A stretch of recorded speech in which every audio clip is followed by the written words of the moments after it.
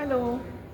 ఇవాళ మనము vitamin D తర్వాత దాని లోపాల గురించి మనం మాట్లాడుకుందాము. విటమిన్ డి అనేది చాలా ఇంపార్టెంట్, ఎందుకంటే అది మన నర్వ్స్ని ప్రొటెక్ట్ చేస్తుంది. నర్వ్స్ ఫంక్షన్ చేయడానికి చాలా ఉపయోగపడుతుంది. తర్వాత మన ఎముకల ఆరోగ్యం గురించి కూడా విటమిన్ డి చాలా ఇంపార్టెంట్, ఎందుకంటే విటమిన్ డి ఉన్నప్పుడే మన కాల్షియం, మన ఫుడ్లో ఉన్న కాల్షియం మన బోన్లోకి వెళ్ళడానికి విటమిన్ డి చాలా అవసరం. సో విటమిన్ డి ఎప్పుడు మనకు దొరుకుతుంది, ఎట్లా దొరుకుతుంది? ఇది సన్లైట్లో దొరుకుతుంది. అది 11 గంటల నుంచి 3 గంటల దాకా సన్లైట్ ఏదైతే ఉందో దాంతో మనము విటమిన్ డి తీసుకోవచ్చు. ఒక 20 నిమిషాలు సన్లైట్లో ఉంటే అది దినమంతటికి కావాల్సిన విటమిన్ డి మనకి ఇవ్వగలదు. కానీ మనము ఇవాళ రేపు అందరూ ఇంట్లోనే ఉంటున్నారు. ఇంకా ఐటీ వాళ్ళు, తర్వాత వేరే జాబ్ హోల్డర్స్ చాలా గంటలు ఇంట్లోనే ఆఫీస్లో పనిచేస్తున్నారు. హౌస్ వైఫ్స్ ఏమో ఇంట్లో పనిచేస్తున్నారు. పిల్లలు కూడా బయట ఆడుకోవడానికి కూడా ఎక్కువ టైం శ్రద్ధ చూపించడం లేదు, అంత ఇండోర్ అయిపోయింది ఇవాళ.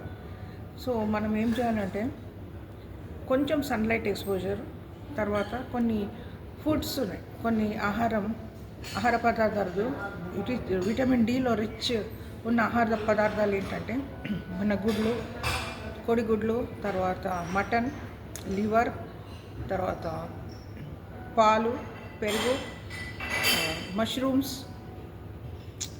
ఆల్మండ్స్ అండ్ ఇవన్నీ కూడా మనం విటమిన్ డి రిచ్ ఫుడ్స్ అని చెప్పగలుగుతాం. సో మన వెజిటేరియన్స్ ఎక్కువగా వెజిటబుల్స్ తీసుకోవడం, తర్వాత ఈ సన్లైట్ ఎక్స్పోజర్కి ఉంటే మనం విటమిన్ డిని అరికట్టవచ్చు, విటమిన్ డి డెఫిషియన్సీని అరికట్టవచ్చు. ఎందుకంటే విటమిన్ డి చాలా డెఫిషియెంట్, అంటే తక్కువ అయితే హార్ట్ అటాక్ వచ్చే ఛాన్స్ కూడా ఉన్నాయి.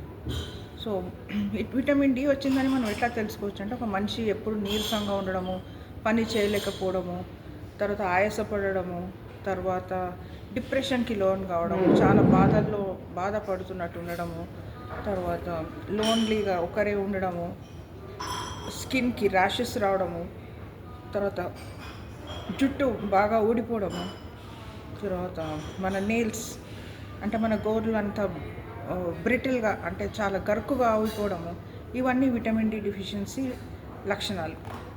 అయితే మీరు కొంచెం సన్లైట్, కొంచెం సేపు ఆడుకోవడం కానీ, నడవడం కానీ, పిల్లలు ఆడుకోవడం కానీ, తర్వాత మీరు ఇట్లాంటి విటమిన్ డి రిచ్ సప్లిమెంట్స్ మీరు తీసుకున్నట్టయితే ఈ విటమిన్ డి లోపం మన శరీరంలో తగ్గించవచ్చు. మీ ఆరోగ్యం జాగ్రత్త. Thank you.